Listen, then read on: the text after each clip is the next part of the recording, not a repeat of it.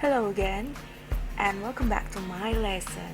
And hari ini kita belajar tentang administrasi pajak, ya. Dan untuk topik pembelajaran yang akan kita bahas kali ini adalah mengenai lampiran khusus dalam pembuatan surat pemberitahuan untuk pajak. Oke, let's check it out. Nah, sebelumnya kita bahas berbagai jenis dari lampiran khusus. Yang pertama adalah lampiran 8A strip 1 atau 8B strip 1. Ini digunakan untuk industri manufaktur, ya. Kemudian lampiran 8A strip 2 atau 8B strip 2 itu adalah untuk lampiran perusahaan dagang. Kemudian lampiran 8A strip 3 atau 8B strip 3 adalah lampiran khusus yang digunakan untuk bank konvensional, ya, bank yang berbasis sistem bunga.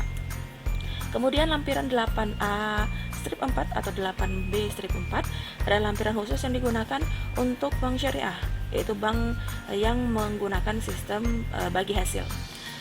Kemudian ada lampiran 8A strip 5 atau 8B strip 5, itu digunakan untuk perusahaan asuransi. Untuk lampiran 8A strip 6 atau 8B strip 6 itu adalah perusahaan non kualifikasi.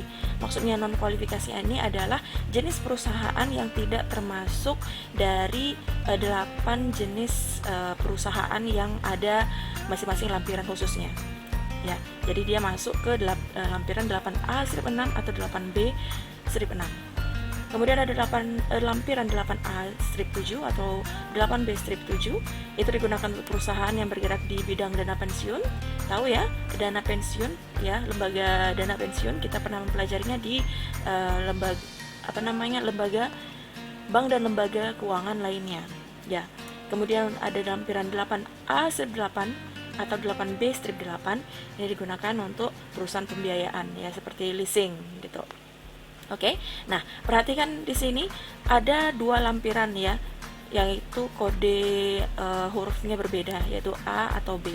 Ini nanti akan kita jelaskan lebih lanjut perbedaan dari kode yang beda di hurufnya.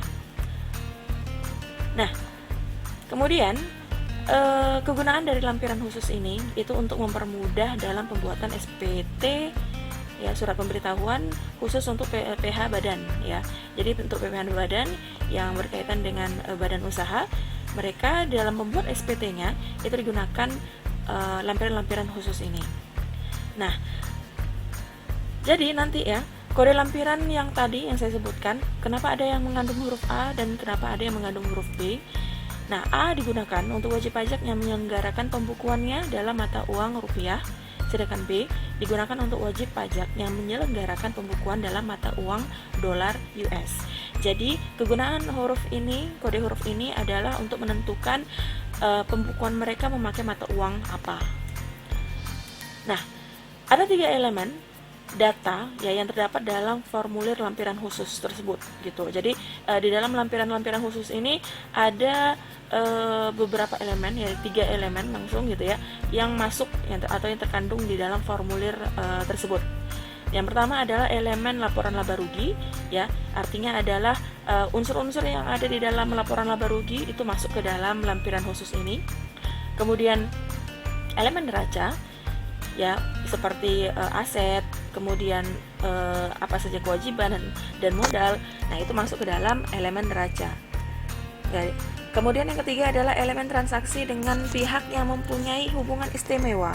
Nah, elemen transaksi ini contohnya seperti apa? Yang pertama adalah ketika perusahaan, ya, satu perusahaan memiliki pengaruh signifikan terhadap perusahaan yang lainnya dalam mengambil keputusan keuangan secara operasional, maka akan dimasukkan ke dalam elemen transaksi ini.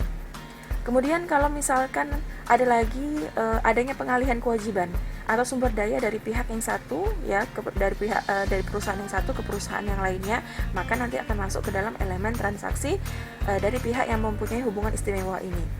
Kemudian yang terakhir yaitu ketika ada situasi transaksi antar pihak, ya, antar kedua perusahaan atau antar beberapa perusahaan terkait dengan pendanaan, ya, kemudian pemberian atau penerimaan jasa atau pembelian atau penjualan properti dan aktiva lainnya.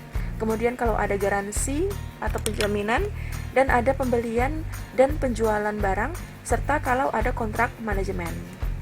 Nah, selanjutnya jenis lampiran khusus yang berikutnya. Jadi selain ada lampiran khusus yang terdiri dari 8 lampiran khusus, ada lagi jenis lampiran khusus yang lain, yaitu dengan kode ya dengan nomor 1A. Nah, kegunaan dari lampiran khusus 1A ini adalah sebagai lampiran pelengkap yang isinya itu adalah daftar penyusutan serta amortisasi fiskal. Nah, ini adalah kode penyusutan atau amortisasi dalam pajak ya, yang akan muncul di dalam lampiran khusus bernomor 1A. Nah, di sini ada metode penyusutan yang digunakan. Yang pertama adalah garis lurus, maka nanti akan muncul kodenya yaitu GL. Nah, penggunaan metode penyusutan garis lurus ini digunakan untuk laporan keuangan yang bersifat komersial dan laporan keuangan yang bersifat fiskal. Kemudian ada metode penyusutan untuk jumlah angka tahun ya dengan kode JAT, digunakan hanya untuk laporan keuangan yang bersifat komersial. Kemudian saldo menurun dengan kodenya SM, digunakan untuk laporan keuangan komersial dan juga bisa untuk fiskal. Saldo menurun ganda itu kodenya SMG, hanya bisa digunakan ya metode ini untuk laporan keuangan yang komersial. Kemudian jumlah jam jasa yaitu dengan kode JJJ itu juga hanya digunakan untuk laporan keuangan komersial. Kemudian jumlah satuan produksi yaitu JSP kodenya itu digunakan juga hanya untuk laporan keuangan komersial. Dan metode lainnya ya ketika memakai metode penyusutan lainnya. Jadi metode penyusutan ini penyusutan aset tetap ya. Ini sangat banyak jenis-jenis metodenya. Ya, penggunaannya hanya untuk laporan keuangan dua-duanya gitu ya. Bisa untuk komersial dan juga bisa untuk fiskal. Oke, kita selesai pembahasan untuk jenis-jenis lampiran khusus yang digunakan dalam pembuatan SPT untuk PPh Badan. Oke, dan saya cukupkan pembahasan saya di sini. Kalian bisa lebih lanjut membuka buku bacaan ya, buku bacaan administrasi pajaknya.